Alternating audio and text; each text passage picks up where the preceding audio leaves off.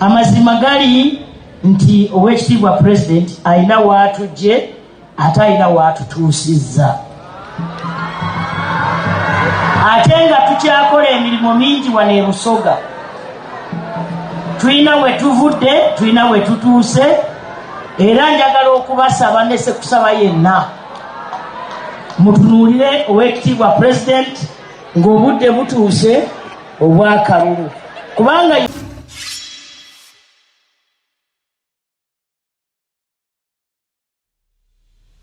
One of the voting baskets which will be easy for the opposition is the BUSOGA sub-region. In the previous election, Robert Kyagulanyi Ssentamu won with almost 70%. This time around, he's going to win even more and with a good representation because of the Kadaga effect. When Kadaga was chased away from the neck, BUSOGA didn't take it lightly. I keep on telling people that tribal can be minimal if people see themselves in the face of leadership. The moment they don't see themselves there, they start questioning. So Kadaga has been the face of politics on the table. When you start kicking, they first kicked him out as the speaker. It brought problems. Now they kicked him out of the SEC. On the contrary, the Teso sub-region, which was some opposition, when Among came, etc., is now bending to government. That's how politics is played. The reason I'm saying this, during the coronation, the Prime Minister NABBANJA was booed by the BUSOGA people. In fact, this is what happened. Here's the tape. Amazima gali nti owekitiibwa president alina waatujje ate alina waatutuusizza. Ate nga tukyakola emirimu mingi wano e Busoga. Tulina we tuvudde, tulina we tutuuse, era njagala okubasaba ne sekusaba yenna mutunuulire owekitiibwa president ng'obudde butuuse obw'akalulu kubanga Uganda yonna egenda kumuwa. Nze mbabuulidde akalulu kagenda okufuna ku luno ne Kampala ne Buganda tuyinza ogiwangula. Mbabeerera b'amazima, ekyo mukyagale oba mukigaana. Nze nga jjajja wammwe mpulira nga kinkakatikako okubabuulira amazima. Tituyambe okufuna negotiation power mu biseera waali atajja kuddako. Ago ge mazima. So mwabawagira Museveni mubeere bagumu, akalulu agenda ate kasingira waggulu nnyo ku luno. Uganda. That is Robin NABBANJA. 1. Robin NABBANJA is a prime minister. When he was giving out this message, you clearly see that the people resented because of the Kadaga effect. And that vote basket is going to be easily gotten by the opposition.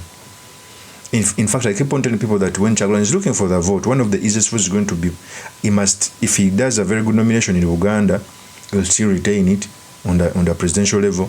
BUSOGA, they just need candidates to take their win home.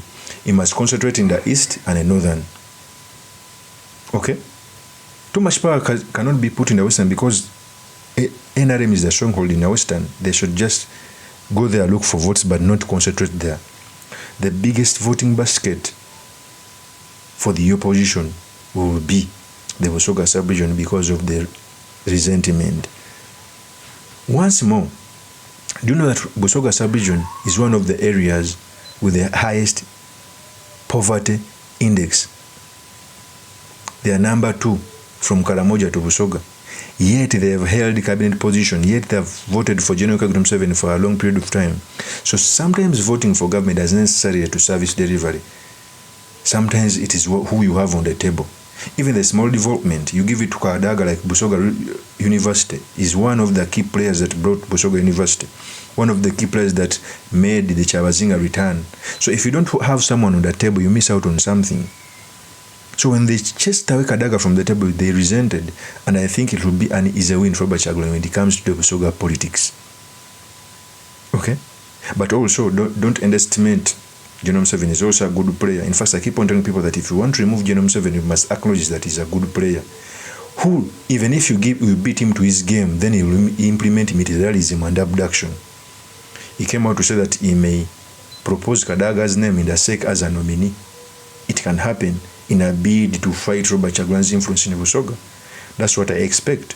Of course, there's more opinion remain yours truly, Mr. Makinde, Kabye Sulaiman Mawagali, the next MP for Makinde East constituency. I'll see you on another one. Peace. Soka katwene guno mukisa ombaka abadde kuyalagidde mutagenda kudda kubanga ndowooza oba omugugu gwamuyitiriddeko naye ate yimiridde wano nga mwamba omukisa kubanga n'ekibiina tukiwewuddeko kuba ali ku kitebe wadde baga tiketi yanyeeko tiketi ya Kabye Sulaiman naye kati andekedde waazi ndi wano wentimbaza ngenda bayitako supiidi ng'ekizungirizi basewo ne banyawulize maaso gammwe kubanga ensonga nzitegeera. Yes, Kabye Sulaiman Mawagali.